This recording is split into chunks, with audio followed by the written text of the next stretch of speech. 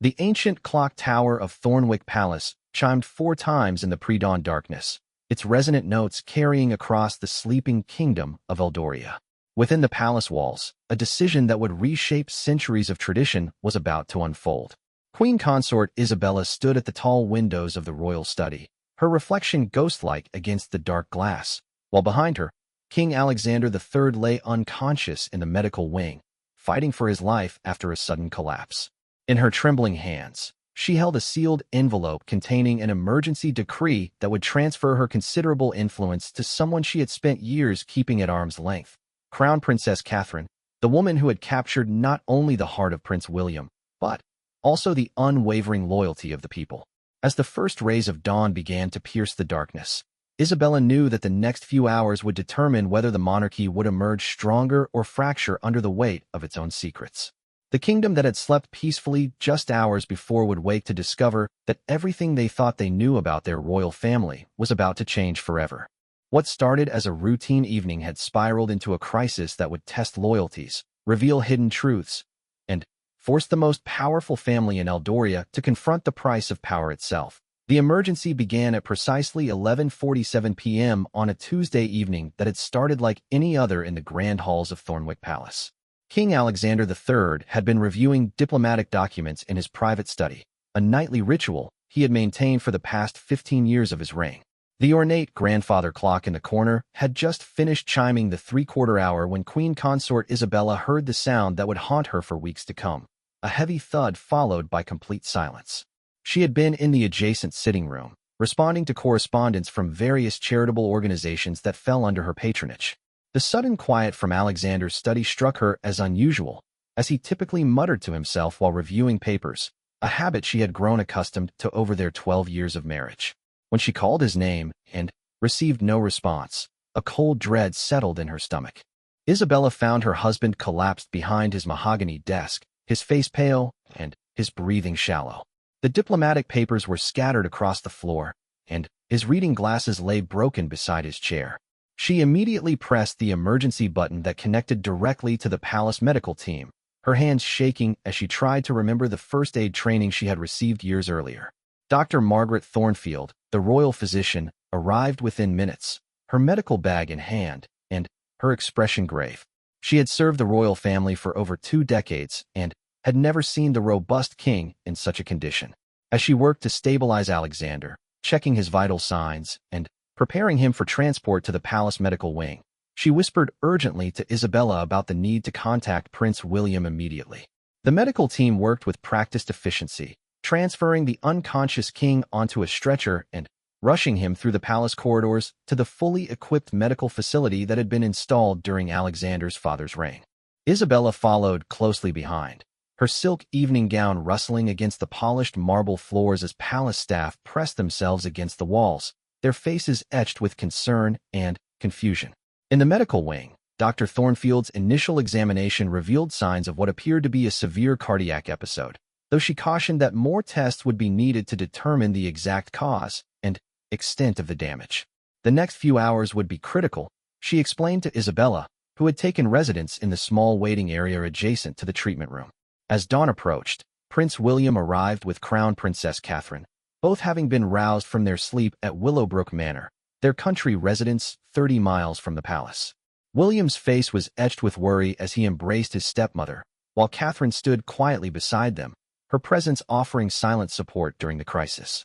Dr. Thornfield emerged from the treatment room with a solemn expression, explaining that while the king's condition had stabilized, he remained unconscious and would require constant monitoring.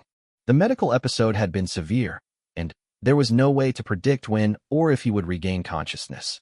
She emphasized the need for complete rest and minimal stimulation, which meant that all royal duties and public appearances would need to be suspended indefinitely. The implications of the doctor's words settled heavily on the small group gathered in the medical wing. Alexander had been scheduled to sign several important pieces of legislation later that week, including trade agreements with neighboring kingdoms and domestic policy reforms that had been months in the making. His signature was required by law for these measures to take effect, and delays could have significant consequences for the kingdom's economy and international relations. Isabella found herself facing a dilemma that she had never anticipated during her years as queen consort. While she held considerable influence within the palace and had been granted certain ceremonial powers upon her marriage to Alexander, the Constitution of Eldoria was clear about the limitations of her authority during a crisis involving the king's incapacitation. The emergency protocols that had been established centuries earlier were designed to ensure continuity of government, but they had never been tested in a situation quite like this one. Prince William, as the heir apparent, held significant constitutional authority, but he had been focusing primarily on his military service and charitable work, leaving many of the day-to-day governmental responsibilities to his father and Isabella. Catherine, despite her growing popularity with the public and her increasing involvement in royal duties, held no official governmental powers beyond her ceremonial role as crown princess. As the palace staff began to stir with the morning routine, Isabella realized that decisions needed to be made quickly. The king's condition would not remain secret for long, and the kingdom would need reassurance that the government could continue to function effectively during his recovery. The prime minister would need to be informed, and arrangements would have to be made for the urgent legislation that awaited the royal signature. In the privacy of the medical wing's consultation room, Isabella found herself studying documents that she had never expected to need. Emergency protocols outlined the procedures for temporary transfer of certain royal powers, but the language was complex and the precedents were few. The last time a monarch of Eldoria had been incapacitated was over a century ago, and the circumstances had been very different. Dr. Thornfield's continuous monitoring revealed that Alexander's brain activity remained normal, suggesting that his cognitive functions were likely intact despite his unconscious state. However, she could not predict when he might wake up, and the possibility that he could remain in this condition for an extended period could not be ruled out. The uncertainty created an urgent need for decisive action to maintain governmental stability.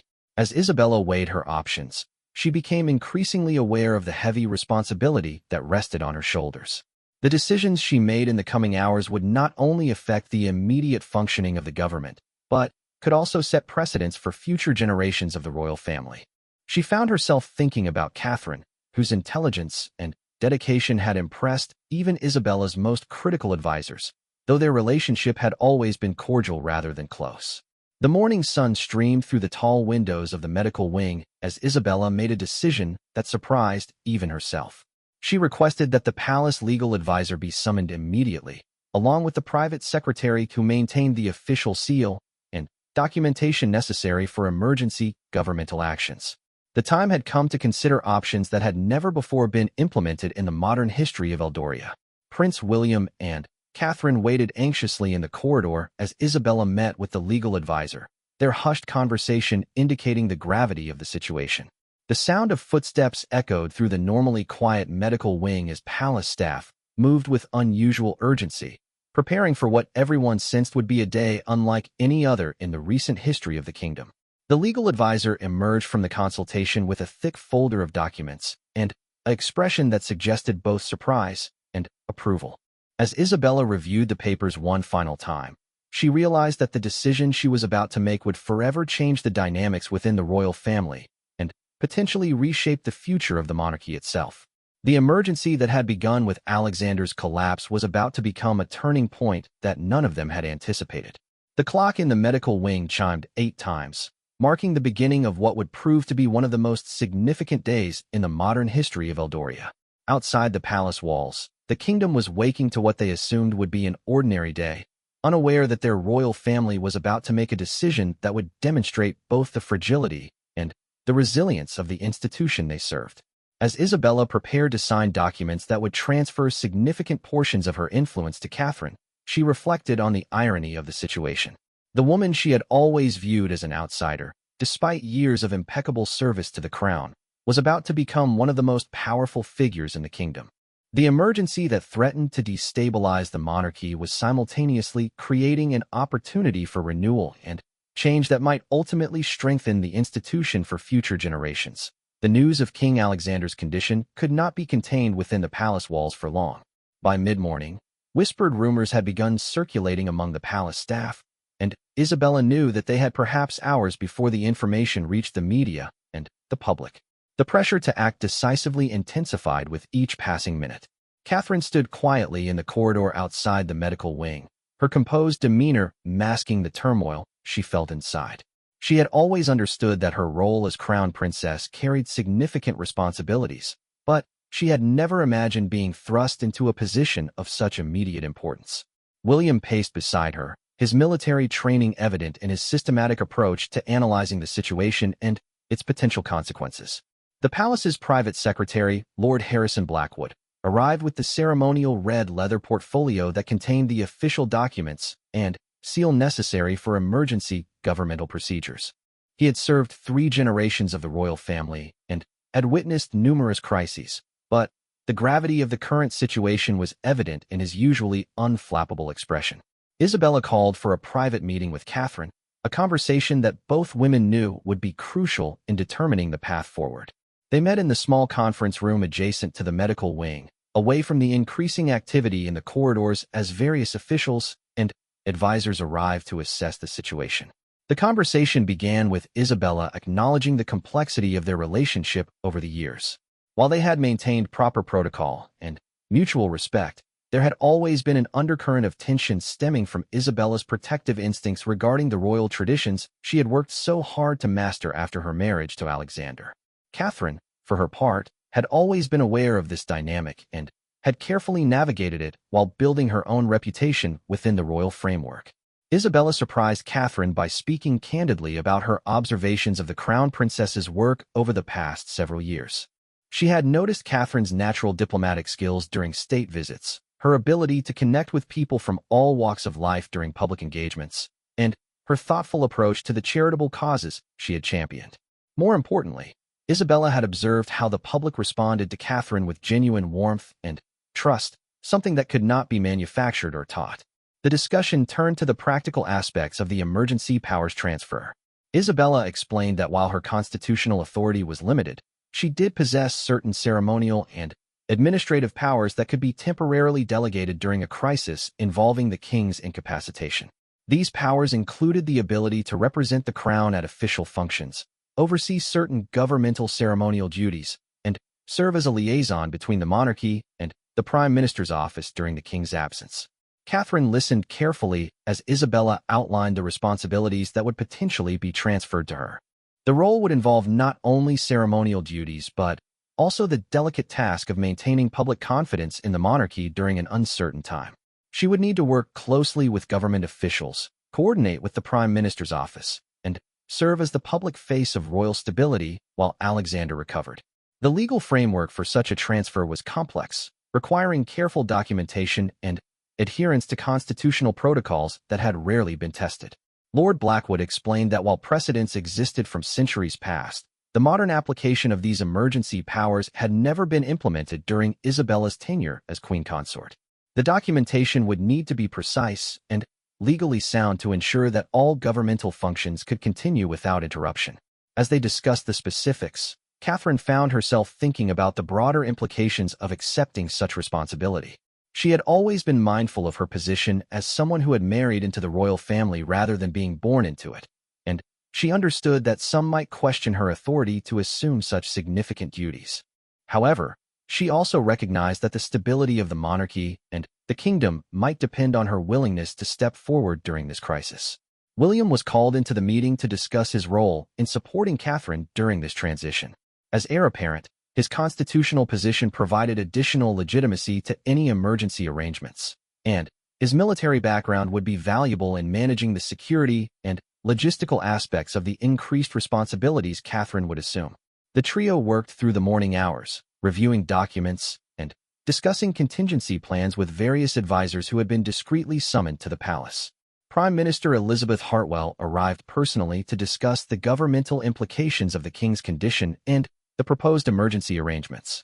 Her presence underscored the seriousness of the situation and the need for seamless coordination between the monarchy and the elected government. Dr. Thornfield provided regular updates on Alexander's condition, confirming that while he remained stable, there were no signs of improvement in his consciousness level. The medical team had conducted additional tests that ruled out several potential causes but had not yet determined the exact nature of his condition. The uncertainty meant that the emergency arrangements might need to remain in place for an extended period. The palace communications team was brought into the discussions to plan the public announcement of both the king's condition and the temporary transfer of certain royal duties. The messaging would need to be carefully crafted to maintain public confidence while being transparent about the situation. Catherine's role in these arrangements would need to be explained in a way that emphasized continuity and stability rather than crisis and uncertainty. As the afternoon approached, Isabella found herself impressed by Catherine's thoughtful questions and practical suggestions during their planning sessions. The Crown Princess demonstrated a clear understanding of the constitutional implications of the emergency arrangements and showed genuine concern for maintaining the dignity and effectiveness of the royal institutions during the crisis. The final documentation for the power transfer required careful legal review and the application of several official seals and signatures. The process was lengthy and formal, reflecting the gravity of the decision and the need to ensure that all constitutional requirements were met. Isabella signed each document with deliberate care, knowing that she was creating a historical precedent that might influence future emergency protocols. Catherine's acceptance of the transferred responsibilities was formalized through her own signatures on the corresponding documents. The moment felt both momentous and surreal, as she realized that she was assuming powers and duties that she had never expected to hold during Alexander's lifetime. The weight of the responsibility was balanced by her determination to serve the kingdom effectively during this challenging time. The palace staff was briefed on the new arrangements through a series of meetings led by Lord Blackwood. The transition needed to be seamless to maintain the normal functioning of royal operations, and each department head was given specific instructions about reporting structures and decision-making protocols during the emergency period. The staff responded with professionalism and dedication, understanding that their discretion and efficiency would be crucial to the success of the arrangements. As evening approached, the final preparations were made for the public announcement that would be released the following morning. The statement would inform the public of Alexander's medical emergency and the temporary measures that had been implemented to ensure continuity of royal duties. Catherine's new role would be presented as a natural extension of her existing responsibilities rather than an extraordinary transfer of power. Isabella spent the evening visiting Alexander in the medical wing, sitting beside his bed and speaking quietly to him about the decisions that had been made during the day. Dr. Thornfield had explained that patients in similar conditions sometimes retained awareness despite their unconscious state, and Isabella wanted to believe that Alexander could hear her explanations and would approve of the arrangements when he recovered. The transformation of Catherine's role had been completed in less than 12 hours, but the implications would extend far beyond the immediate crisis. As Isabella reflected on the day's events, she realized that the emergency had revealed strengths and capabilities within the royal family that might not have emerged under ordinary circumstances. The challenge ahead would be managing the new dynamic while supporting Alexander's recovery and maintaining the stability of the monarchy. The palace settled into an unusual quiet as the day ended, but everyone understood that the following morning would bring new challenges and responsibilities. Catherine prepared for her first full day with expanded royal duties, knowing that every decision she made would be scrutinized by both supporters and critics. The emergency that had begun with Alexander's collapse had evolved into an opportunity to demonstrate the adaptability and resilience of the royal institution, but success would require careful navigation of complex political and constitutional waters in the days and weeks ahead. The announcement of King Alexander's condition and the temporary transfer of certain royal powers to Crown Princess Catherine sent ripples of surprise and speculation throughout the kingdom of Eldoria and beyond. The carefully worded statement, released at precisely 8 o'clock in the morning, struck a balance between transparency and reassurance, but it could not prevent the immediate surge of public interest and media attention that followed. Catherine faced her first major test just hours after the announcement, when she was required to host a previously scheduled meeting with the diplomatic corps from the neighboring kingdom of Valerian. The trade negotiations that Alexander had been reviewing on the night of his collapse were directly related to this meeting, and postponing it would send concerning signals about Eldoria's stability to international partners. The Valerian delegation, led by Ambassador Marcus Thorne, had been conducting delicate negotiations for months regarding mineral rights and shipping agreements that could significantly benefit both kingdoms. Ambassador Thorne, a seasoned diplomat with over 30 years of experience, had developed a productive working relationship with King Alexander and was initially uncertain about how to proceed with the crown princess in the king's absence. Catherine prepared for the meeting with characteristic thoroughness, spending the early morning hours reviewing briefing documents and consulting with the foreign ministry's senior advisors. She had always taken an interest in international relations, but this would be her first time leading such high-stakes negotiations without Alexander's direct involvement. The weight of representing her kingdom's interests felt heavier than any ceremonial duty she had previously undertaken.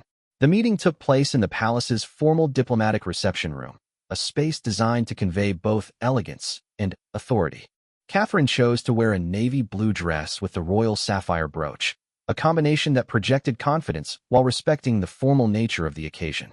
Her careful attention to these details reflected her understanding that diplomacy often began with visual impressions before any words were spoken.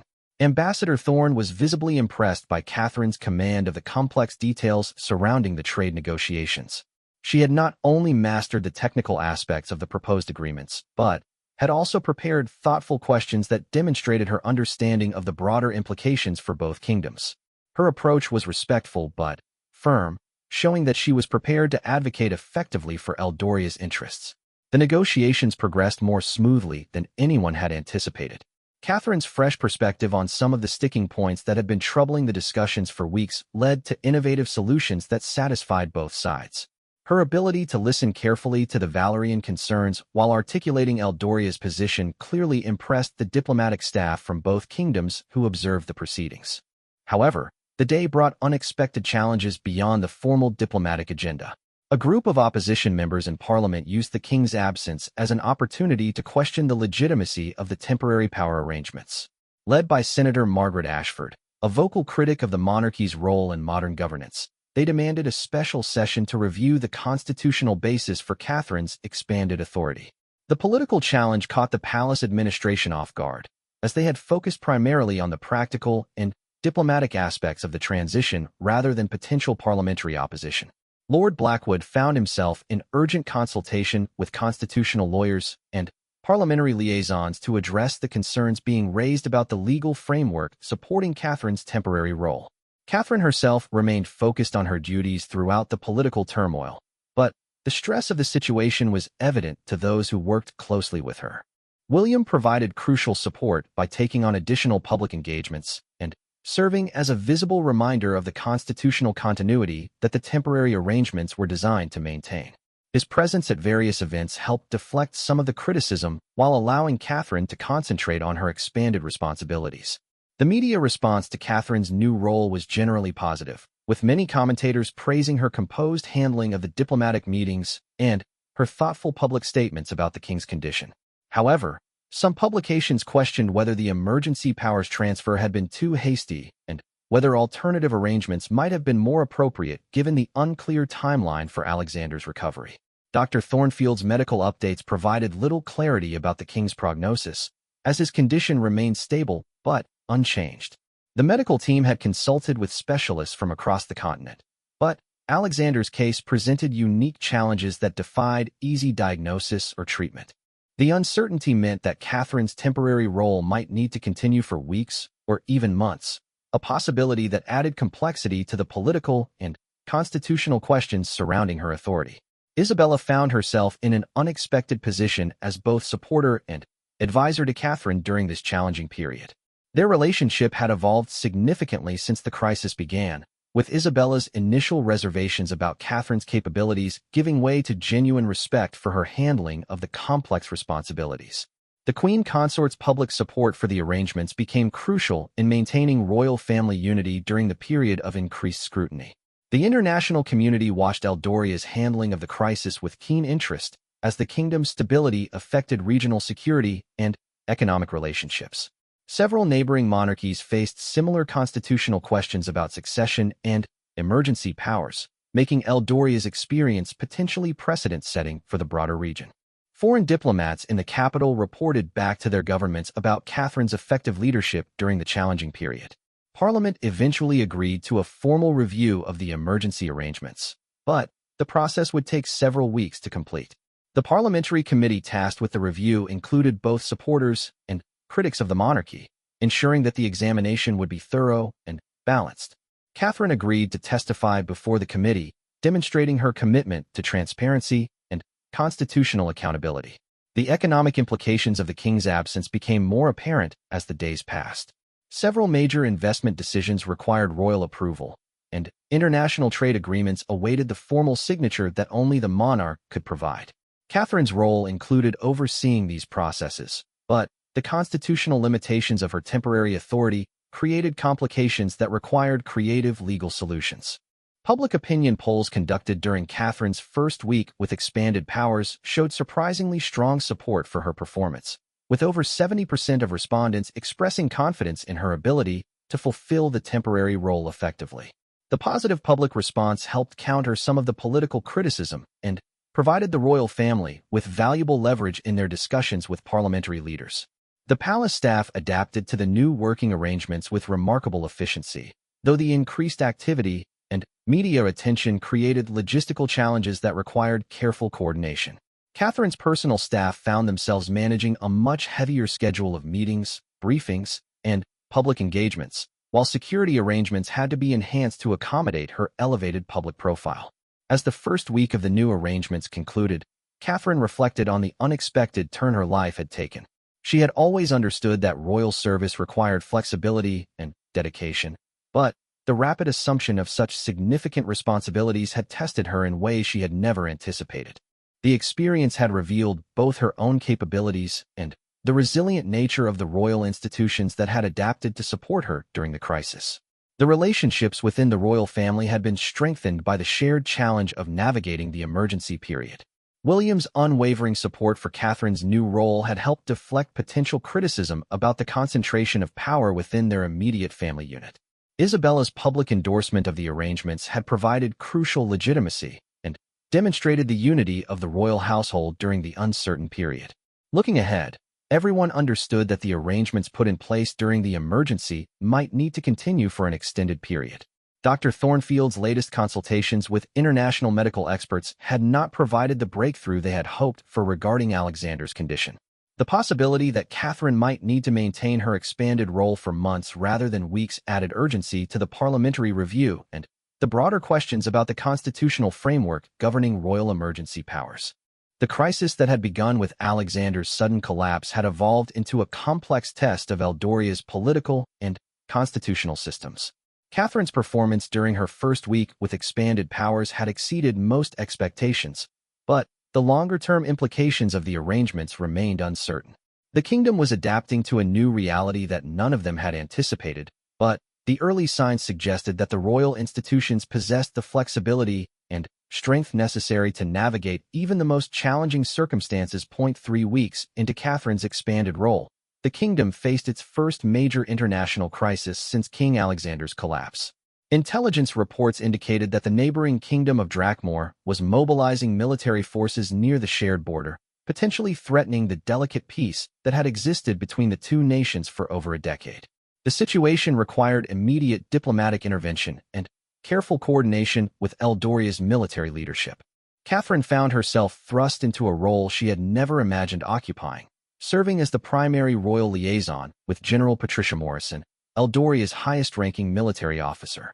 The general had served with distinction for over 25 years and had worked closely with King Alexander on matters of national security, but she had never before coordinated with a crown princess who held temporary executive authority during a crisis. The intelligence briefings revealed that Drakmor's military movements appeared to be connected to a disputed mineral deposit along the border that had been the subject of ongoing negotiations between the two kingdoms. King Alexander had been personally involved in these discussions, and his absence complicated Eldoria's ability to respond effectively to the escalating situation. The timing seemed deliberately chosen to test the kingdom's stability during the royal emergency. Catherine's first major decision involved whether to authorize a reciprocal military buildup along Eldoria's side of the border or to pursue purely diplomatic solutions to defuse the tension.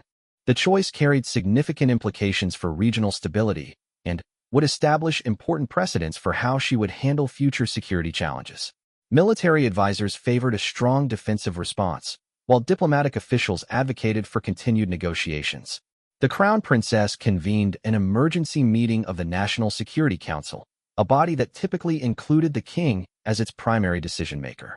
Her participation in such high-level security discussions represented unprecedented territory for a crown princess, and some council members initially struggled with the protocol implications of her expanded authority during the emergency period. Prime Minister Elizabeth Hartwell proved to be a crucial ally during these deliberations, lending her political authority to support Catherine's constitutional legitimacy in national security matters. The Prime Minister's backing was essential for maintaining governmental unity during the crisis and helped address concerns among military leaders about the chain of command during the king's absence. Catherine's approach to the security crisis demonstrated the diplomatic skills she had developed during years of international engagements. Rather than immediately escalating military preparations, she authorized discreet communications with her counterparts in Drakmore to explore potential paths toward de-escalation. Her decision to pursue dialogue while maintaining defensive readiness reflected a balanced approach that impressed even her most skeptical advisors. The diplomatic outreach yielded unexpected results when it was discovered that Drakmore's military movements were primarily defensive in nature, motivated by their own intelligence reports suggesting that Eldoria might be planning aggressive action during the royal transition period. The miscommunication between the two kingdoms had created a dangerous spiral of misunderstanding that could have led to serious conflict without careful intervention. Catherine's personal involvement in the diplomatic communications proved decisive in resolving the crisis.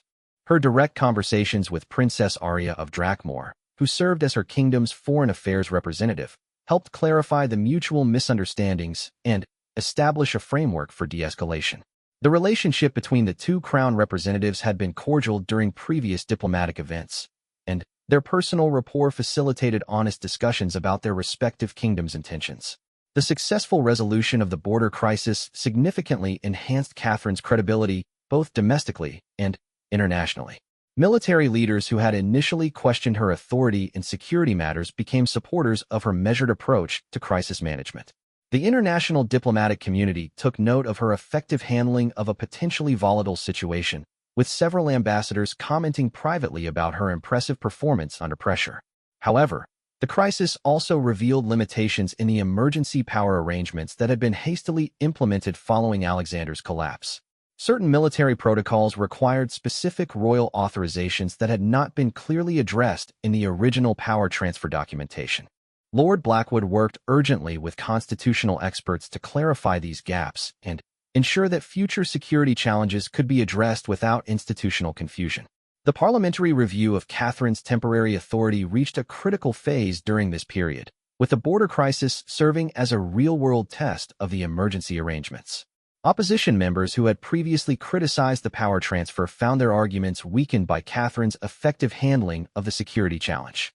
The practical demonstration of her capabilities carried more weight than theoretical constitutional debates.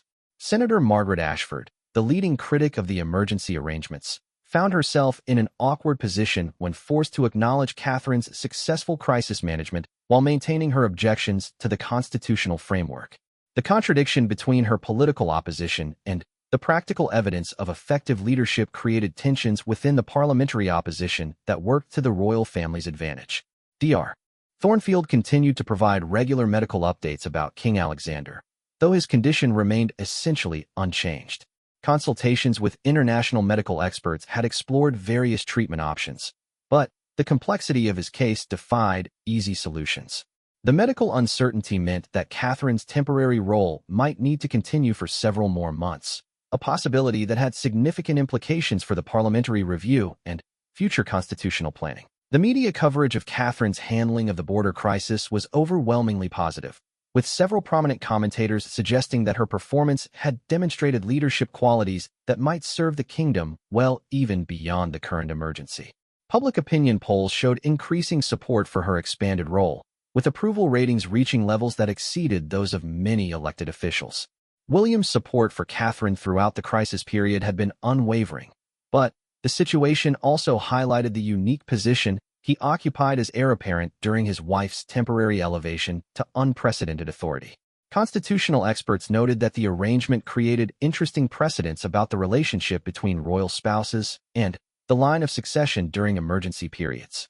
The successful resolution of the border crisis led to broader discussions about the effectiveness of Eldoria's crisis management systems and the adaptability of royal institutions during challenging periods.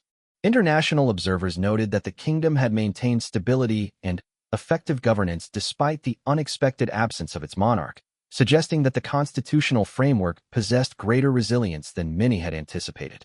As the fourth week of the emergency arrangements began, Catherine found herself more confident in her expanded role while remaining mindful of its temporary nature. The experience had tested her capabilities in ways she had never imagined, revealing strengths and skills that might not have emerged under ordinary circumstances. The border crisis had provided a crucial demonstration of her ability to handle the most serious responsibilities of royal leadership. The palace staff had fully adapted to the new working arrangements, with efficiency and discretion that maintained the dignity of royal operations despite the unusual circumstances. Catherine's personal team had expanded to accommodate her increased responsibilities, while security protocols had been enhanced to reflect her elevated public profile and the sensitive nature of her temporary authority. Looking ahead, everyone understood that the experience was reshaping expectations about royal capabilities and the flexibility of constitutional arrangements during emergency periods. Catherine's performance had exceeded most predictions and had established new benchmarks for crisis leadership that would influence future discussions about royal roles and responsibilities. The emergency that had begun with uncertainty and concern had evolved into a demonstration of institutional strength and adaptability. The relationships forged during the crisis period, particularly between Catherine and key governmental and military leaders, would likely continue to influence Eldoria's governance long after Alexander's recovery. The trust and respect she had earned through her handling of complex challenges had created a foundation for future collaboration that transcended the immediate emergency circumstances. The kingdom had discovered capabilities within its royal institutions that few had previously recognized or appreciated. 6 weeks after the emergency began, King Alexander stirred for the first time since his collapse. Dr. Thornfield was conducting her morning examination when she noticed subtle changes in his eye movements and breathing patterns that suggested emerging consciousness. The medical team immediately implemented protocols for managing his awakening, while urgent messages were sent to Isabella, Catherine, and William to inform them of this crucial development. Alexander's return to consciousness was gradual and carefully monitored, with Dr. Thornfield ensuring that he was not overwhelmed by information or stimulation during the delicate transition. His first coherent words were questions about how long he had been unconscious and whether the kingdom had remained stable during his absence. The concerns reflected his deep sense of responsibility for royal duties and his awareness that his incapacitation might have created significant challenges. Isabella was the first family member to speak with Alexander once Dr. Thornfield determined that he was sufficiently alert for brief conversations.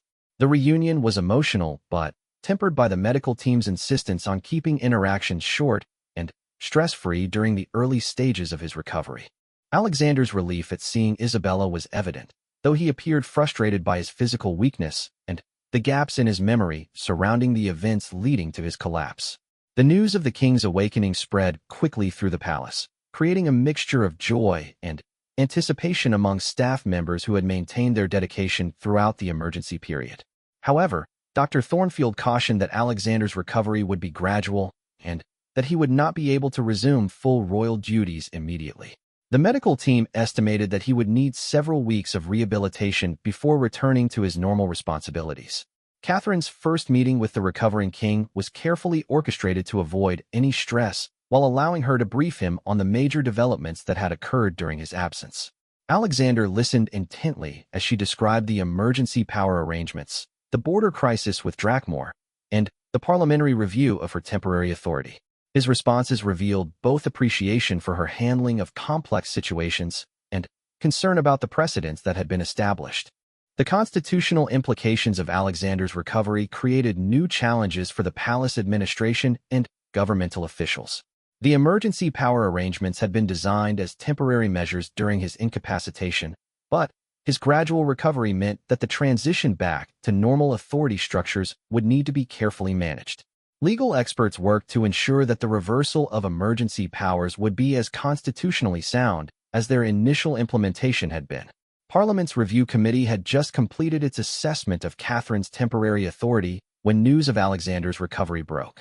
Their report, which had been highly favorable regarding her performance during the emergency period, suddenly became a historical document rather than a contemporary evaluation. However, the committee's findings would likely influence future discussions about emergency constitutional arrangements and the capabilities of royal family members to assume expanded responsibilities.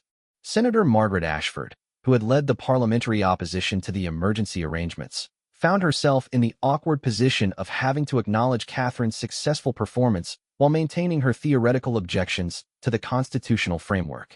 The practical success of the arrangements had undermined many of her arguments, but she continued to advocate for clearer legal guidelines governing future emergency situations involving royal incapacitation.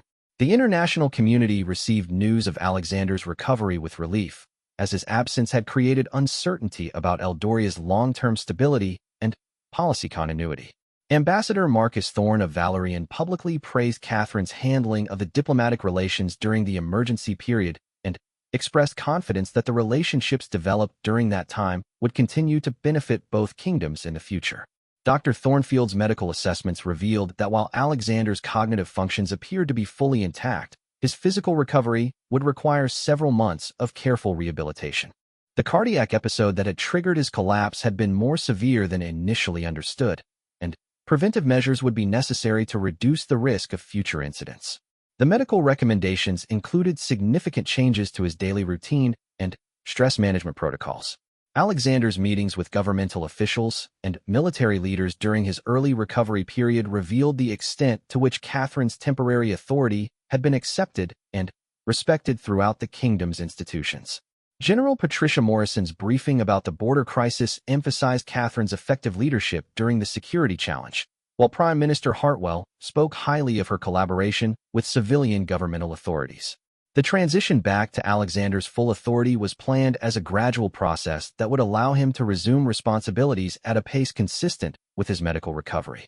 Catherine would continue to handle certain duties during the initial weeks of his return, creating a collaborative arrangement that differed significantly from the emergency power structure, but maintained continuity in governmental operations. William played a crucial role in facilitating the transition discussions, serving as a bridge between his father's traditional approach to royal duties and the innovative methods Catherine had developed during her temporary expanded role. His insights helped identify aspects of her emergency leadership that might be beneficial to incorporate into the normal royal operational structure once Alexander was fully recovered. The palace staff adapted to the changing circumstances with the same professionalism they had demonstrated throughout the emergency period. The protocols developed to support Catherine's expanded responsibilities were modified to accommodate the gradual restoration of Alexander's authority while maintaining the efficiency and effectiveness that had characterized operations during his absence. Isabella found herself reflecting on the transformation in her relationship with Catherine during the emergency period. What had begun as a polite but somewhat distant family connection had evolved into a genuine partnership based on mutual respect and shared dedication to the kingdom's welfare. Their collaboration during the crisis had revealed complementary strengths that would likely continue to benefit the royal family even after normal arrangements were restored. The media coverage of Alexander's recovery was extensive but generally respectful of the medical team's requests for privacy during his rehabilitation. Public interest focused particularly on the question of how the experience might change royal operations and whether Catherine's expanded role during the emergency would influence her future responsibilities within the royal family structure. Public opinion polls conducted after Alexander's recovery showed that Catherine's approval ratings had increased significantly during her temporary expanded authority. The successful handling of complex challenges had enhanced public confidence in her capabilities and had created expectations that she would continue to play a prominent role in royal affairs even after the emergency arrangements concluded. Constitutional experts began analyzing the precedents established during the emergency period, recognizing that future royal families might face similar situations requiring temporary power transfers. The documentation and procedures developed during Catherine's expanded role would likely serve as templates for future emergency arrangements, making the current crisis a significant contribution to Eldoria's constitutional evolution. As Alexander continued his recovery and gradually resumed his royal duties, the kingdom reflected on the remarkable period that had tested its institutions and revealed unexpected strengths within the royal family. The emergency that had begun with concern and uncertainty had concluded with demonstrations of resilience, adaptability, and effective leadership that exceeded most expectations. The experience had permanently altered the dynamics within the royal family and had established new benchmarks for crisis management and emergency governance. Catherine's performance during the challenging period had earned her a level of respect and credibility that would likely influence her role within the monarchy for years to come, while the successful navigation of the crisis had strengthened public confidence in the royal institution itself. The lessons learned during the emergency period extended beyond the immediate constitutional and governmental implications. The crisis had revealed the importance of preparation for unexpected challenges, the value of flexible institutional arrangements, and the potential for individuals to rise to extraordinary circumstances when called upon to serve their country during critical moments. As normal palace operations resumed, and Alexander gradually returned to his full responsibilities, everyone understood that the kingdom had been fundamentally changed by the experience. The emergency that had threatened to destabilize the monarchy had instead demonstrated its strength and adaptability, creating a legacy of effective crisis management that would serve Eldoria well in facing whatever challenges the future might bring.